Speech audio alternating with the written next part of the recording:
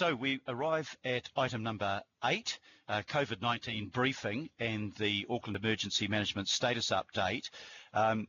Every councillor, I think, attended the audit and risk meeting on Tuesday. I'm trying to remember which day of the week it is now. And so we received a fairly full briefing at that point. But I'll ask Mace Ward, the Group Controller for this week, to lead off, and Ian Maxwell, the Director of Executive Programs, to add anything, and then we'll run through the list of questions. I'll take questions and brief comments together, I think, to get through the item as expeditiously as possible. So have we got Mace on the line? I'll start, Your Worship, Ian Maxwell. Oh, Ian, thank you. So look, thank you very much. Look, Mace and I will be briefed this morning. We know you've got a full agenda, and as the Mayor just outlined, there was some briefing earlier in the week. So what Mace will do is we'll take you through just quickly where we are with respect to the emergency response, and then I'll cover work in particular around the move or the potential move from Alert 4 to maybe Alert 3 and what the implications of that might be. So Mace, are you there? I'm present. Thank you, Ian. Tēnā koutou, everyone. So would you like me to go now, Ian? Sorry, is that what you... Yes, please. Right. So just to take you through what our response in terms of welfare first, we've had 17,000 calls to our 800 number since that was stood up at the beginning of the event, and of those 10,300 requests for essential supplies and welfare packages.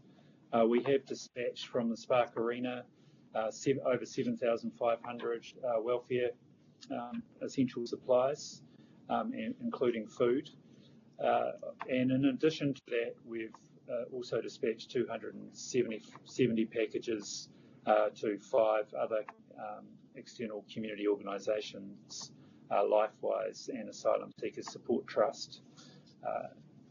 The other area that's significant is 500 homeless and rough sleepers have been accommodated. So I think that rounds up where we're at with welfare. It is worth noting that of the 10,000 requests we've had, 6,000 of them relate to 5 local board areas, and those local board areas, Mangakeke, Tamaki, Otara Papatuitui, Mangere Otahu, Papakura and Manurewa. There is also another group of local boards, particularly in West Auckland, so Fo, Henderson, Massey, Puketipapa, and perhaps more centrally Albert Eden, that have more than 500 requests for them.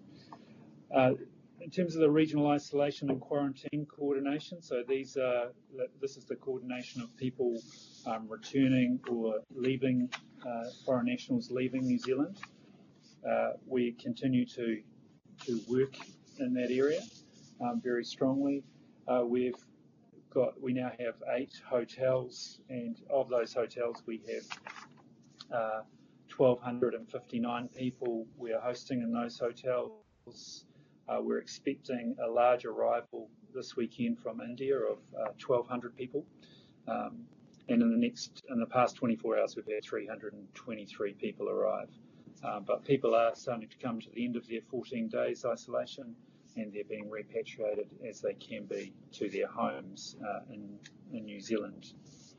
We have stood up the recovery function with a view to, as Ian mentioned, but from an emergency management function of how we manage the recovery from the response, going to probably level 2 is where we'll really start to shift from a response to recovery.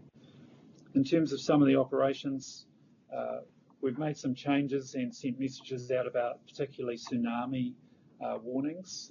So those messages are to leave home, not stay at home and save lives, as the COVID-19 messages. And we haven't, I think as I may have mentioned before, we haven't done the annual tsunami test, so we didn't send confusion.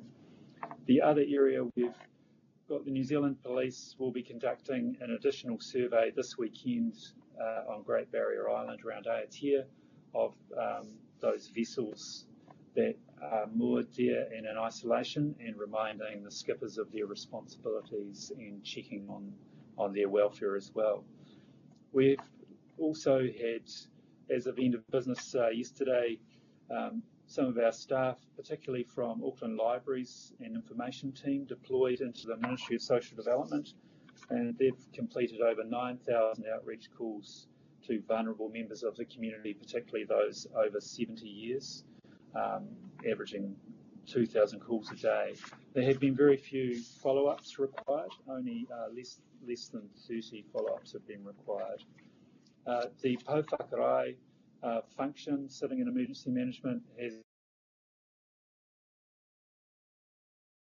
Ministry of Social Development, including residents that are registered.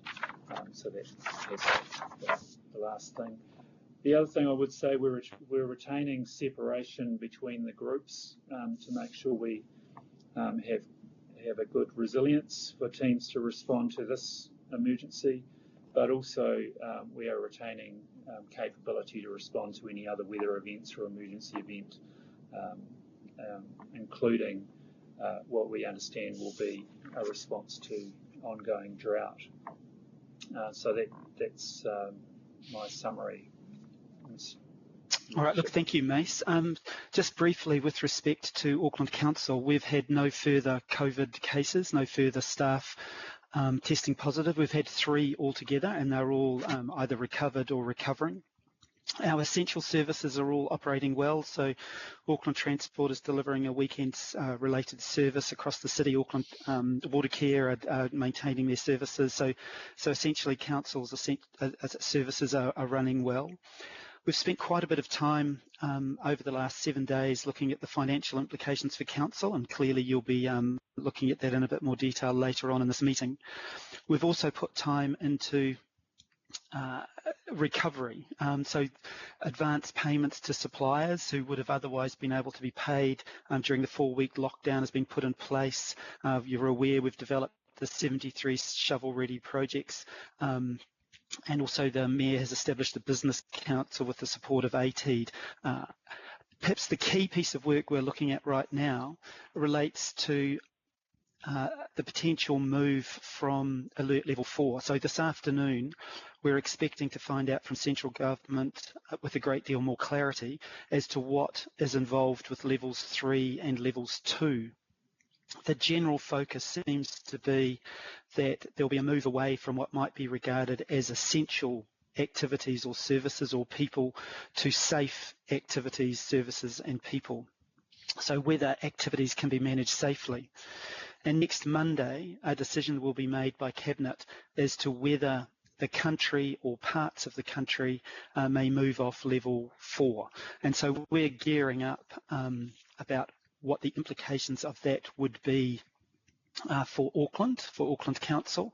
And to be fair, if the move is made from 4 to 3, there are impacts, but they're not huge, they're not significant. So things like construction sites are likely to be able to open, better access to transfer stations, small gatherings, more maintenance, but our libraries, pools, sports facilities, camping will all remain or likely to remain closed under a Level 3. And in terms of the occupation of our buildings, clearly those staff who are vulnerable, aged over 70 or pregnant or have other issues that make them more vulnerable to the virus would be working from home. And in fact, the majority of our staff are likely to be working from or continue to be working from home, but those that come in would be working within buildings with sort of strong social distancing and hygiene, etc. operating. The other area that we're working with is with Watercare. So Watercare have now advised that water restrictions could very well be likely by the end of April. And so we're working with them to ensure that that as a council group, we are reinforcing the message around water restrictions when they come through, and also that there's a messaging and communication which is consistent with saving water, but also managing the virus in an appropriate way. So look, I'll stop there. Thank you very much, Ian and Mace, for that. That's pretty full.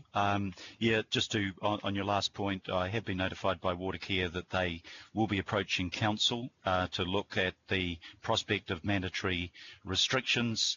They start reasonably nominally with restrictions on use of hoses to water gardens, wash cars, clean down houses, etc. And probably I just see on the forecast we've had a bit of rain each day this week, not enough to start filling the dams, but at least to relieve people of the need to water their gardens.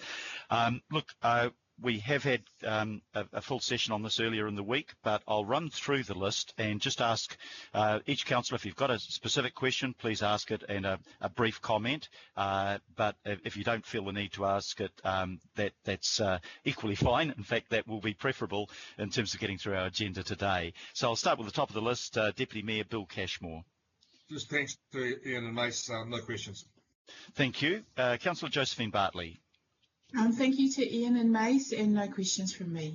Thank you. Now, I'm not sure whether we've got Renata Blair on the line. Ren, are you there? Yeah, no, thanks. yep, thank you. No questions.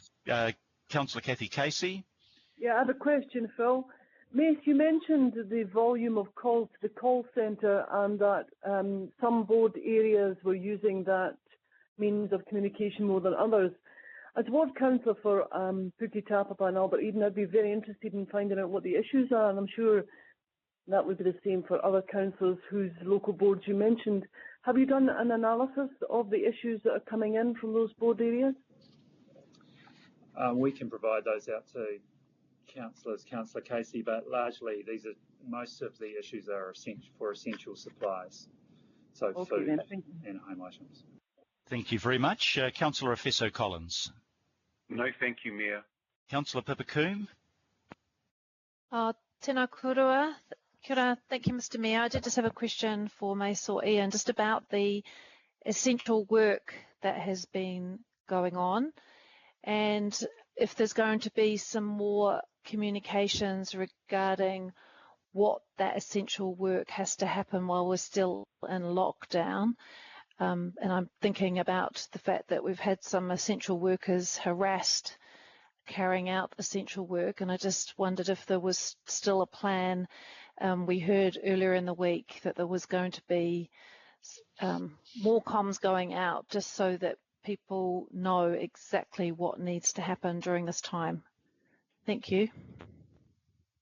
Perhaps I can respond to that. There has been some information gone out around that, and we haven't had another issue. And the individuals involved with that complaint have been approached by the police. So we haven't had an issue of late. Thank you. That's good news. Councillor Linda Cooper. No comment, but yeah, it's really good to get the update so we know what's happening and we can help respond to our community. Thank you. Councillor Angela Dalton. No questions, thank you. Thank you. Councillor Chris Darby. No question, Mayor. Thank you. Councillor Alf Filipina. No thanks. Councillor Chris Fletcher. Thank you, Your Worship.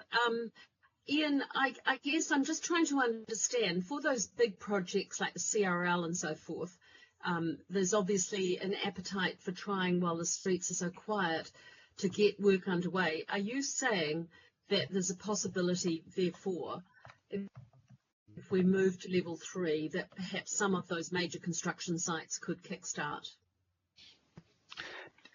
Essentially, yes. It depends on how they are managed. So the key point will be maintaining distance between workers and any adjacent people. But the view seems to be, and look, it needs to be confirmed with some of the material that comes out this afternoon from central government, but the view seems to be that that construction type activities may be able to be managed in a safe way, and where they can be managed in a safe way, they'll be consistent with level 3. Thank you. Councillor Shane Henderson, and the belated happy birthday for yesterday, Councillor. Thank you. Councillor Fletcher stole my question, which I thought was a great one, so nothing from me. Thank you. Thank you. Councillor Richard Hills. Yeah, thank you. Just a big shout out to all the staff and all of you for working ridiculous hours and doing a lot of things under a lot of pressure. I just want to ask my normal question on just how the support for staff is going, how we're being able to reaching out to those who aren't working and those who are, and just sort of an idea of how people are going. Just a short answer is probably fine, but I just want to ensure that there's enough health and mental health, and also just some positivity behind people, because after today's confidential and other things, information being sent out, it might put people in further distress. So thank you, Councillor. Essentially, the programs I've outlined earlier are continuing. I suppose what has changed is that our people leaders have really, or many of them, have got into a great process of working with their teams, getting in contact with them. So look, the issues exist, they've plateaued, but I think what's occurring is the sort of informal links that are taking place across our organisation within the teams is working very well. Thank you. Councillor Tracy Mulholland. Thanks, Your Worship. I put my comments in the conversation part. I really acknowledge the work that's been going on to help the community of Whau, so it's in the conversation element. Thank you. Councillor Daniel Newman. Yes, thank you. Can I ask the officers to go back to Watercare, but prior to us having to move to restrictions, Watercare needs to confirm that they're accessing all water sources. I don't think they are. Certainly, if Hayes Creek is currently not online, then that's a problem. So I think before Watercare moves to restrictions, they need to confirm that they have done everything possible to ensure that all water sources are being accessed. I can follow that up. Thank you. Thank you. And if we do move to mandatory restrictions, I think it would be appropriate to have the Chief Executive or the Chair here just to talk to the situation and answer questions from councillors. So perhaps if we can take a note of that, Sandra, that we may include that on a future agenda. Councillor Greg Sayers. Thank you, Mr. Chair. Just a quick question. Ian, thank you for your presentation. I just want to pick up on a point that Councillor Casey was touching on, and appropriately your presentations have focused a lot on what Auckland Council has been doing, but are you able to summarise in terms of from the ratepayers' point of view, rather than councils taking the angle from council but focusing on our customers, the main concerns that you're hearing coming in through the call centre, Ian? Is there a way you can summarise that? Is it around food parcels or other things? Look, I think Mace may be able to chip in here too, but I think the level of layoffs and unemployment has been very significant. So we regularly meet with a variety of government agencies who are primarily responsible for benefits and other sorts of support services to New Zealanders, and there's no doubt there's been a big increase, and they're coping. The terms of the government departments are coping, but look, I think the level of employment or unemployment is going to be high across our city. Thank you very much, Ian. Councillor Desley Simpson. Oh, thanks, Your Worship. Ian and team, congratulations. I just wanted to make the point that I don't think it's every day Auckland Council gets an acknowledgement from the royal family, which we did. So I think that's got to be a bit of a first. So congratulations on that for the work that we're doing with regards to using Spark Arena. Yeah, that was good to get on their Twitter site. God save the Queen. Councillor Sharon Stewart. Yes, I just want to thank Ian and Mason and all the team. But you were talking about the Alert 4, you're going to get some more information from the government later on today. can you just make sure that as you get that information, that the councillors are also updated with that information? Thank you. Yes, we'll include it in the briefing material that comes out to you. Thank you. IMSB Chair David Taipere. Kia ora, Your Worship. No questions, thank you. Thank you very much. Councillor Wayne Walker. No questions. Thank you. Councillor John Watson. Just in terms of the comment about the potential water restrictions, concurrent with that, and indeed predating the COVID-19, we had this acute water crisis with people on tanks. So I would be interested to know what the information is on the ground in respect of how the carriers are continuing to cope with that, given that there's been no real rain and there was massive waiting lists right up through March when the last time I checked. So do we have any intelligence on what's happening with those water tank communities as of the moment? Ian or Mace on that? Your Worship, just to provide Councillor Watson with assurance that the water tankers continue to operate, and they are able to cope. And Watercare has also acknowledged that those supplies will not be restricted as we get into other potential restrictions in the short term. Thank you. Councillor Watson, we'll try and get something more specific on that. The last report I read was that we'd provided in the hundreds of millions of litres to people on tank water, and that the severity of the problem had largely been addressed. But maybe, Mace, if we can just get something specific from our Healthy Waters and Watercare people on that, we could report more specifically. We have had enough rain to start to fill the tanks again in most areas, but maybe not all. Councillor Paul Young.